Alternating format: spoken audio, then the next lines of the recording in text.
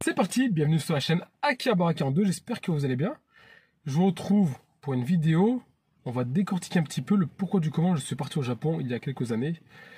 Et pourquoi depuis je fais des allers-retours et on verra par la suite. Bref, avant tout, n'hésitez pas à liker la vidéo, liker la chaîne, abonnez-vous à la chaîne, partagez tout le contenu. Ça me fera plaisir parce que grâce à vous, on est arrivé à plus de 500 abonnés en moins d'un an. Alors pour certains, c'est pas beaucoup, pour moi c'est une prouesse parce que à la base, je voulais pas faire de chaîne YouTube. Et j'ai fait ça pendant le Covid, je me suis dit, mais tente, partage tes expériences. On n'est pas là but lucratif parce que l'entreprise est lucrative, mais on est là pour partager. Donc, avant tout, je vous remercie tous et toutes.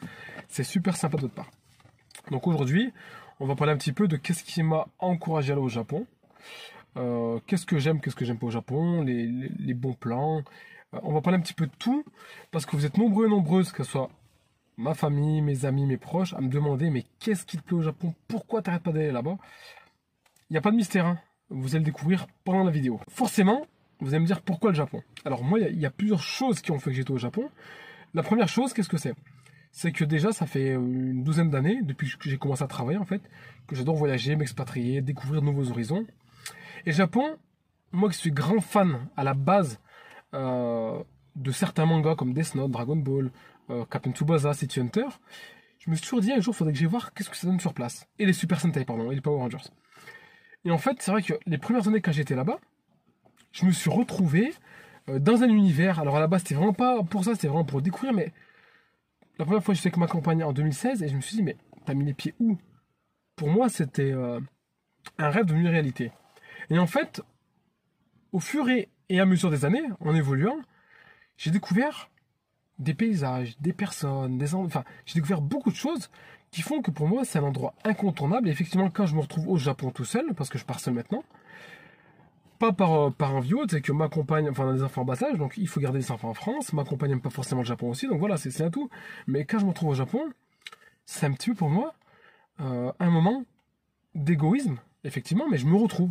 Je me dis, ça y est, tu peux te poser, tu peux te reposer. Même si je travaille en même temps, je fais les deux, mais c'est apaisant. C'est un peuple qui m'apaise, c'est un pays où je me retrouve en fait. Alors c'est effectivement loin de mes origines algériennes, loin de mes origines françaises aussi vu que je suis né en France, mais c'est un moment pour soi. Et je pense qu'en fait c'est important de vivre aussi pour soi parce que dans la vie, comme l'a dit un de mes meilleurs amis qui va se reconnaître en regardant la vidéo, on va naître seul, on va mourir tout seul. Alors on va mourir accompagné effectivement, mais on est quand même né seul et on va mourir tout seul. Ça c'est une certitude. Et c'est vrai que des fois, on a tendance à pas penser à soi-même. On pense à nos enfants, à nos amis, etc., à nos familles, et on s'oublie. Et c'est vrai que en allant au Japon, et ben c'est un moment pour moi. C'est vraiment un moment, même pas de détente, c'est un moment qu'on aime. C'est un moment, voilà, c'est un kiff. C'est un moment où on se dit putain, quand même. Pour moi, c'est une réussite parce qu'on est quand même à quasiment 10 000 km de la France. On part seul. On vit une expérience unique et vraiment pour moi ça n'a pas de prix. Donc ça c'est le petit plus, c'est le petit bonus. Voilà. Moi j'ai des potes qui m'ont dit au début mais t'as pas peur, t'es tout seul. Non, non, c'est cool. C'est cool. Le Japon aussi, ce que j'apprécie vraiment, et ça c'est peut-être que moi qui le vois comme ça, mais c'est le côté égoïste. C'est-à-dire que effectivement on est en communauté, mais si chacun y met du sien, on fait une communauté, d'accord? Mais pour que chacun mette du sien, il faut être égoïste, il faut se dire qu'on va se donner le meilleur de soi-même, d'accord? Donc on se dit on se valorise. Et ça, pour moi, c'est important. Et puis voilà, je pense qu'au bout d'un moment, il faut être réaliste. Moi, le Japon, j'y suis allé pourquoi à la base? C'était pour découvrir. C'est un pays qui m'a toujours attiré, comme tous les pays que j'ai pu visiter et que je vais visiter par la suite. Mais c'est vrai qu'au début, quand on va au Japon, on se dit, mais où est-ce qu'on est tombé? C'est juste incroyable, c'est juste magnifique. Ça nous sort, c'est un monde à part. Les gens ont une relativité différente de chez nous, les problèmes sont différents, il y a beaucoup de choses qui sont différentes, la façon de vivre est complètement différente. On n'a pas les mêmes soucis, ça n'a rien à voir. Mais effectivement, le Japon, pour moi, c'est une source de plaisir, une source de repos et une source de revenus. Sans le Japon, j'aurais jamais créé mon entreprise Akihabara42, vous vous en doutez bien. Mais pour avoir créé cette entreprise, il faut être avant tout passionné et être quand même calé dans certains domaines. Moi, je sais qu'en tant que scolaire à l'époque, en anglais, j'étais une bille, mais quand je dis une bille, c'était... je devais taper peut-être 10 de moyenne. Grand max. J'ai commencé à m'expatrier à droite, à gauche, à voyager. Et rapidement, en fait, j'ai réussi à apprendre plusieurs langages. En fait, l'école m'a servi, mais très peu. C'est-à-dire que l'école m'a servi pour les petites bases, mais mes vraies bases, je les ai construites à l'étranger, même si j'étais en licence, etc. C'est pas ça qui m'a aidé. Donc le Japon, c'est aussi bien pour l'intégrité intellectuelle. On se développe rapidement et constamment. Surtout que maintenant il y a de plus en plus d'immigrés, donc ça c'est une chose que moi j'apprécie parce que je ne suis pas contre l'immigration, mais bien au contraire, j'encourage l'immigration dans le bon sens, c'est-à-dire que quelqu'un qui vient d'étranger peut très bien faire sa place dans un pays à condition qu'il ait les valeurs et l'intelligence pour. Donc ça, moi je suis complètement ouvert. Et c'est une chose que j'apprécie. De plus en plus de gens des pays musulmans et autres vont au Japon et ça fonctionne très bien. Et ça fonctionne très bien. On n'a pas ce ressenti qu'on peut avoir parfois en France ou dans certaines régions ou dans certains départements. On va vous dire voilà, t'es de telle origine, on te coupe. Là-bas, c'est non. Là-bas, c'est mon patte blanche, fais tes preuves et on verra par la suite. Donc le Japon est un pays quand même culturellement très ouvert. Niveau nourriture, c'est de la folie. Moi qui suis pas très gros mais qui adore la bonne nourriture, pour pas cher, on mange très très bien. Attention, il y a quand même, pour ceux qui mangent pas de porc, il y a quand même beaucoup de porc. Mais à part ça, il y a des plats vraiment magnifiques. C'est le Japon. En plus, le Japon, ce que j'apprécie, à la proximité avec la Thaïlande, on a 4 heures de vol. Séoul, de mémoire, c'est à 2 heures. Voilà, on peut très bien faire une escale à Séoul, s'arrêter un petit peu en Thaïlande, profiter du soleil, partir au Japon. Voilà. Et enfin, on va terminer avec un point important, c'est Osaka. Osaka, pour moi, c'est une ville. euh, c'est c'est le Japon, ça. C'est-à-dire que on est au Japon, on le ressent par l'architecture, les façons de faire, mais la population n'est pas celle de Tokyo. On voit que les gens sont beaucoup moins riches, ça c'est une sûreté, mais comme ne dit pas le contraire. On voit aussi que la ville est moins bien entretenue, c'est plus cheap, la ville est un peu plus petite, un peu plus concentrée. Par contre, ce que j'ai aimé, c'est le côté un peu pauvreté où on se retrouve, parce que les gens sont simples. À Tokyo, ils sont très simples, mais peut-être un peu moins avenants. À Osaka, vous rentrez dans un bar, vous êtes l'ami de tout le monde, c'est vraiment convivial. Et puis c'est pareil. Alors, on m'avait dit que c'était pas très cher. Moi, j'ai pas trouvé que c'était pas forcément très cher ou trop cher. C'est pour certaines choses un peu plus cher qu'à Tokyo, pour d'autres un peu moins cher. Par contre, l'avantage, c'est que vous pouvez aller à Umeda, à Kobe et à Kyoto en 1 heure de train à des prix, je vous dis même pas les prix, c'est de la folie. C'est super bien desservi. Il y a beaucoup de choses à voir, beaucoup de choses à voir. Et sincèrement, Osaka, c'est quelque chose, quoi. Donc, Osaka est moins safety que Tokyo, effectivement. Ça, c'est un fait, c'est une réalité. Mais c'est pas non plus. Moi, par exemple, il m'est arrivé une petite anecdote. J'avais oublié une valise. Truc de fou. J'ai oublié une valise à l'hôtel. Je pars. L'hôtel aurait pu dire là, on s'en débarrasse ou quoi. Le gars me rappelle, il me dit, mais attends, t'es où? J'écoute. Là, je suis en transit. Il m'a dit, bouge pas, je te la porte. Il me la porte, je lui dis que je te dois combien? Il me dit non mais tu rigoles, c'est gratuit. Je lui dis mais t'es sérieux? Il m'a dit tu payes pas. Donc voilà, c'est aussi la bienveillance, le bon sens. Voilà, je sais que, attention, quand je dis ça, tout le monde n'a pas que du bon sens. Mais là, effectivement, il a fait preuve de bon sens. Et il a gagné un client parce que dès que je retourne à Osaka en avril ou en mars, je retourne dans son hôtel. C'est vraiment le top. Et puis, c'est pareil, à l'hôtel, moi ce que j'ai aimé, c'est que j'arrive à 8 heures du matin, alors que mon arrivée était prévue à 15 heures. Le gars me dit écoute, il y a une salle commune, profites-en, laisse-moi tes valises, ne te casse pas la tête, ne stresse pas. Donc là aussi, ils sont vachement ouverts. Et moi, je peux que vous donner un conseil en fait. Voyager tout seul. Pourquoi? Quand on voyage en ami ou en couple, etc., on a toujours notre contrepartie ou nos amis qui vont nous dire oui, moi j'aime ça, j'aime moins. Et en fait, on se perd. Alors quand on est seul, on est livré à soi-même, on doit se débrouiller tout seul.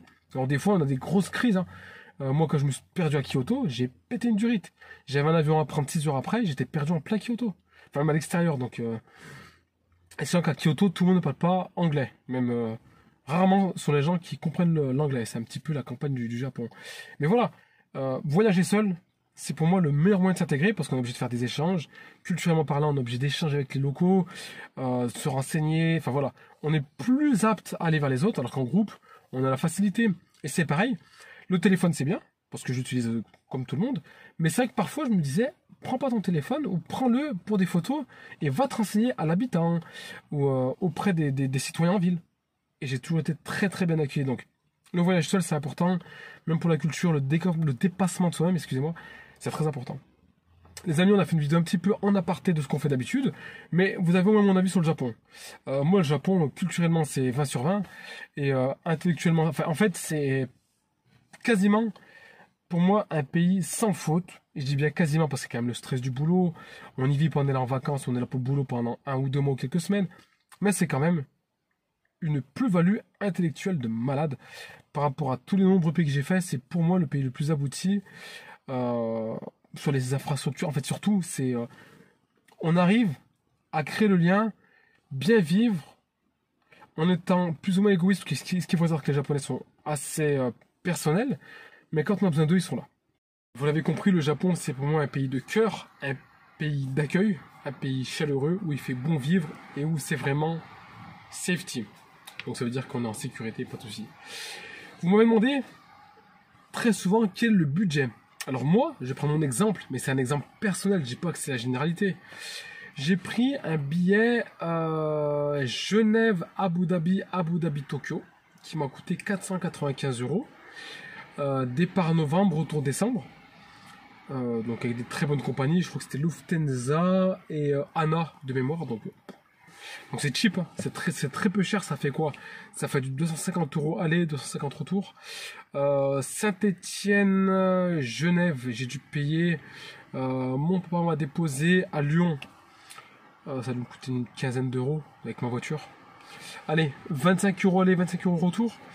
On va dire qu'en gros l'aller-retour on a 550 € avec assurance rapatriement en cas de problème. Bref, sur place, les hôtels capsule. Alors j'ai pris Oridome Hotel à Tokyo que je vous conseille.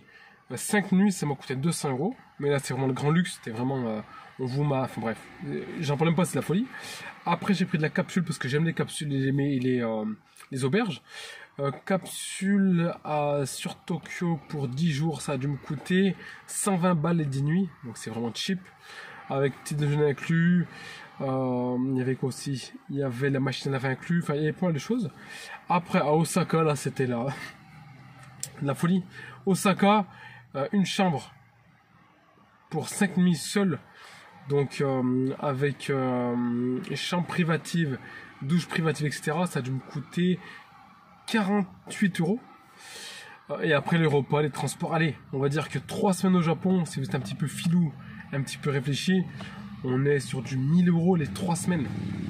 Et par contre, niveau nourriture, on est très très bien. Donc c'est-à-dire que là, vous allez, que ce soit les apéros, les repas, les petits déj, on est calé 1000 € 3 semaines. C'est vraiment en tant que touriste, hein. Donc au niveau de l'habitat, c'est un peu moins cher. Et après, niveau folie, j'ai envie de dire, c'est voué aux finances, hein. Celui qui veut investir, celui qui veut se faire plaisir, c'est là il n'y a pas de limite. Ça peut aller de 1 € à 1 million d'euros. Il n'y a vraiment pas de limite. À titre d'exemple, je sais pas, vous voulez faire un spa. Moi, le spa il m'a coûté 350 yens. Ça représente 2,40 €. Voilà, par exemple. Je sais pas, vous voulez vous faire un petit resto, un McDo, un menu Big Mac à Tokyo. C'était 600 yens. Moi, c'était 6 x 7, 42, 4,20 € le méga menu, enfin qu'on appelle le maxi menu. Maxi menu Big Mac avec frites et boissons, voilà. Pas très cher.